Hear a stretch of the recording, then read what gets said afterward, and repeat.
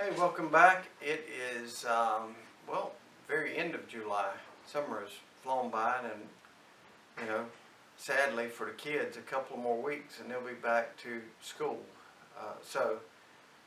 For everybody else going to work, it won't be as much of a difference, just a little bit of change in the driving patterns with the school buses.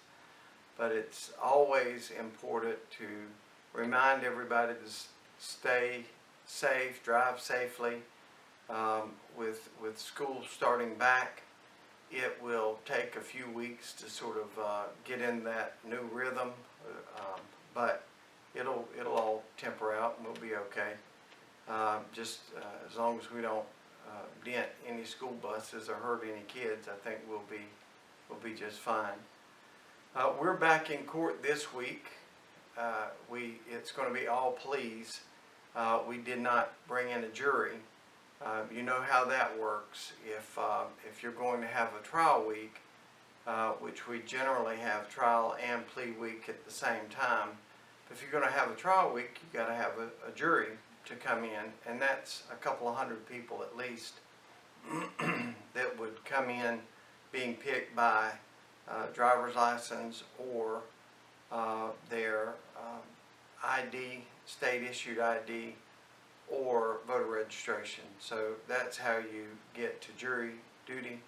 The clerk of court's office keeps up with everybody that's listed in that sort of way and brings in randomly a couple of hundred at a time. From that we pick 12 of course we're not doing that this week. We did last week. We told you at the end of the little video segment that I would update you on that.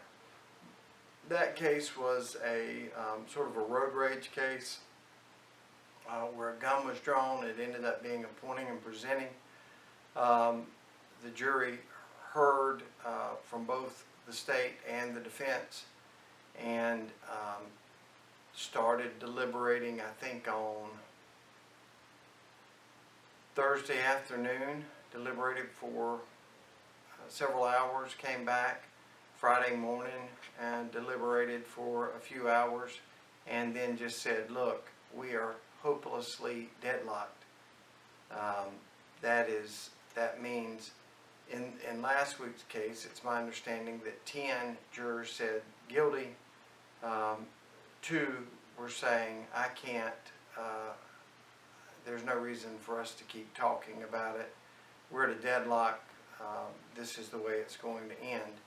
So what that means for the state and for the defendant is that we'll pick another jury in an upcoming term of court, and we will retry that case. It'll be pretty much the same witnesses, the same testimony. Of course, whatever happened, and whoever saw it, we know about and have turned that over. So when we have that to happen, a hung jury, it usually always goes down as a mistrial. Mistrial sometimes sound like somebody's done something wrong. And it could be. I mean, it could be a mistrial that you stated something that shouldn't have been said, and that just dampens the whole case. That most of the time doesn't happen that way. Most of the time everybody makes mistakes on the state side and the defense side, but it's a tremendous thing to say that was so big that the person, either the state or the defendant, can't get a fair trial. Most of the time the judges just keep going. Maybe warn the party beforehand, don't say anything like that. But if they say it, then it very, very well could be a mistrial. Most of the time it's not that anybody's done anything wrong, it's that it's a hung jury. So that's another way to get to a mistrial. It's almost like in football, you want to win, but other than winning, you don't want to lose. And tying is like kissing your sister. It's not anything you want to do, but it's not as bad as it could be. So that's sort of what a mistrial feels like. to the state and to the defense. You got to do it. You got to start and do it all over again.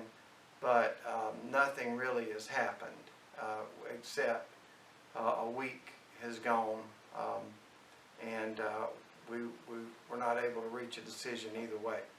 So the jurors really do take their call seriously, and they really work to come up with a situation, and we try to do the best that we can to help them with that decision.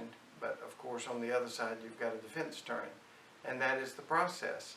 So if you can't get all 12 people to agree, then you're going to have a mistrial, and it's usually 10-2. Sometimes it could be 6-6 or whatever. Very rarely is it that 2 people hang up for the state and 10 people for the defense, but it could, any variation along that route could get you. But we are responsible for proving to 12 people that the defendant did this action beyond a reasonable doubt, and each one of them have to come up to that individually. So we we're unable to get it done last week. We will try again in a future case. It generally won't start off a week because we try to start off with murders or rapes or kidnappings. But our murder case last week, ended up pleading guilty, and we were able to try some of these other cases. That's what we've got for you this week. If there are any significant pleas throughout the week, I'll try to update you on those next week.